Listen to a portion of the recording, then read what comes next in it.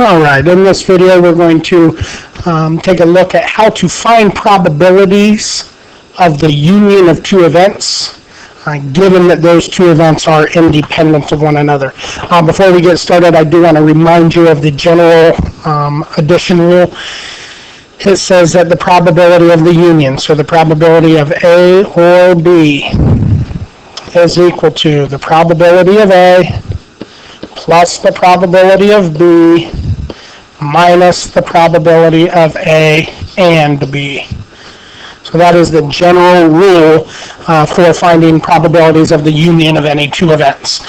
So whether they're independent, dependent, mutually exclusive, disjoint, doesn't matter.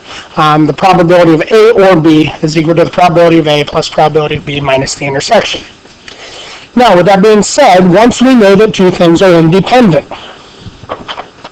this piece over here on the right, once I know that they're independent, this actually becomes the probability of A times the probability of B. That is the rule for independence.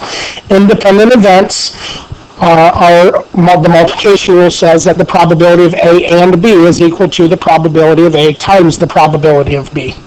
So I'm going to keep that in mind as I do these following problems.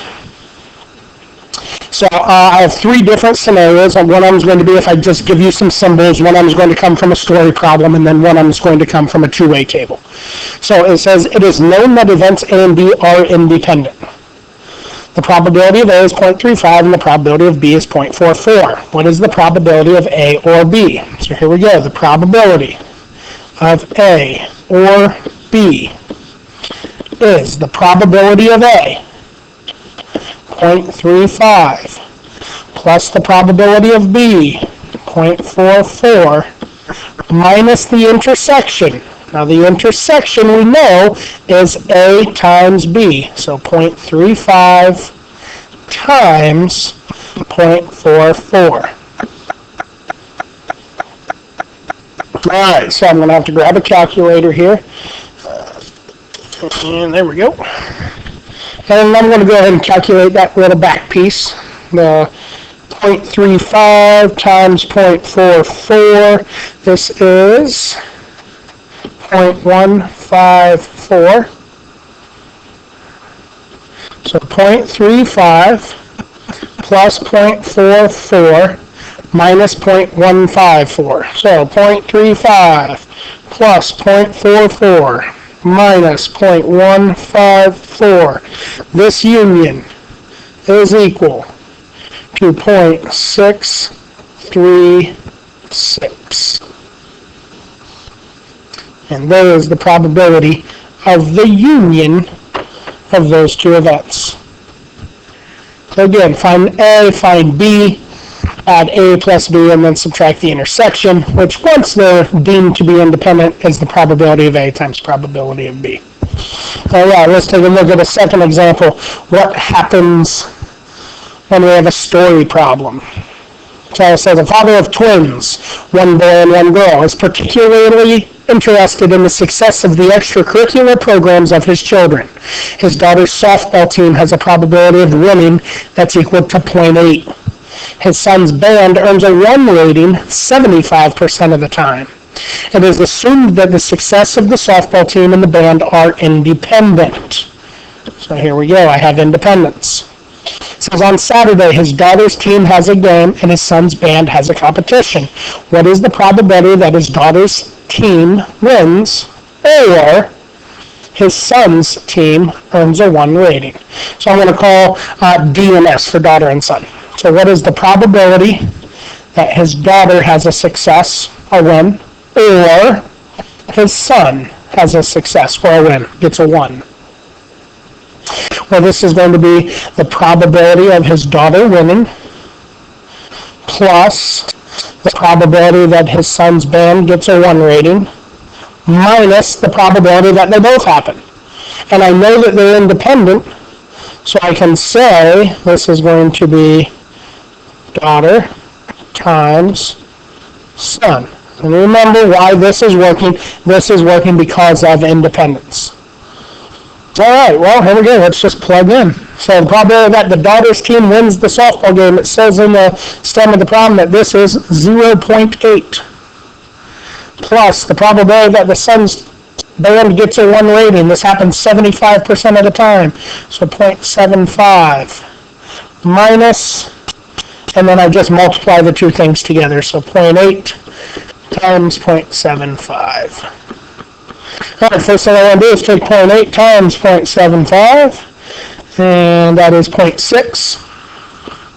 So 0.8 plus 0.75 minus, 0.75 minus 0.8 times 0.75 is 0.6. So if I'm going to add these two things together, 0.8 plus 0.75 minus 0.6, this is 0.95. And let me double check in the calculator just to be sure. It is 0.95. So Dad should have a pretty good Saturday. His daughter's team is going to win, or that band's going to get a 1 95% of the time on a given day. All right. The last type of problem that I want to take a look at is what happens when I'm given a two-way table. And really the only thing I'm going to have to do here, I have to check for independence, and then I want to find the probability that a randomly selected student is in high school or packed their lunch. So let's just take a look at the problem. It says students from a small school district were asked whether they prefer to eat school lunch or pack their own. The two-way table below shows the frequencies of students from high school and middle school. Prove that the variables school and lunch preference are independent. Find the probability that a randomly selected student will be in high school or pack their lunch. So the first thing I'm going to do is it does not tell me that they're independent. It tells me to prove it. All right, and that's pretty easy to do. In order to prove this, I just need to prove, I don't know, I'll call this, we'll choose this variable here, and that they eat lunch. Okay, so the probability, if I want to check, I'll call J for junior high. I want to check to see if the probability of junior high and I'll call it S for school lunch. I'm going to check and see if this thing is equal to the probability of being in junior high times the probability of eating school lunch. So the probability that they're in J and S, so junior high and eat school's lunch, there are 22 of those students out of a total of 100, which is 0.22.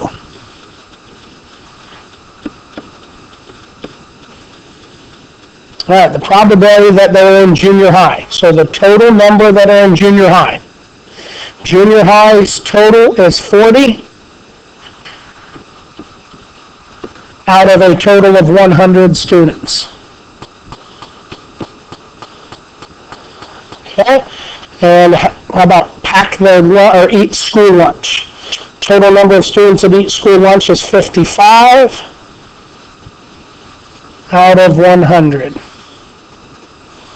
So let me grab my calculator here, and I need to do this little multiplication problem. 40 out of 100, so 40 over 100, times 55 over 100 is 0.22.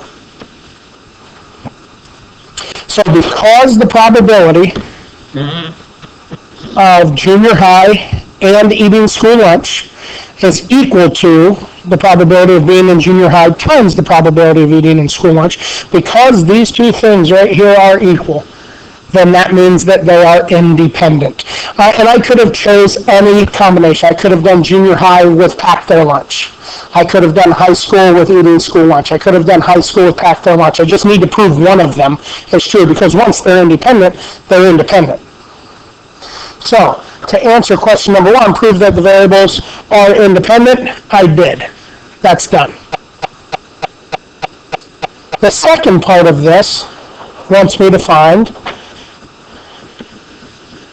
what is the probability that a randomly selected student will be from high school, I'll call that H, or pack their lunch, I'll call that P. So what I need here is I need the probability of H plus the probability of pack minus the probability that they're in high school and pack their lunch. And remember, we just proved, oh boy, there we go. I'm really struggling. I'm just trying to move this thing over, give me a little bit more room. There we go. The intersection between high school and pack is actually going to be the probability of high school times the probability that they pack, because I know that they are independent. That's what I checked in step 1. Alright, so here we go. The probability that they are in high school. High schoolers, there are 60 of them. So that is 60 out of 100. Plus the probability that they pack their lunch. There are 45 students that pack their lunch out of the 100. Minus the probability that they're in high school and pack their lunch. So that is going to be 60 over 100 times 45 over 100. Alright, well, 60 divided by 100 is 0.6 plus 0.5 minus, let me grab my calculator, and we're going to do 60 over 100 times 45 over 100, and I get 0.27. So now I just do a little addition problem. 0.6 plus 0.45 minus 0.27, and that is 0.78. So the probability that a randomly selected student will either be in high school or pack their lunch is 78%. I hope this helped. I hope you were able to see 3 different methods. It's doing the same problem over and over again, but that's 3 different methods for finding the probability of the union of events if you know that those events are independent. So I hope you got something out of this video, and thanks for watching.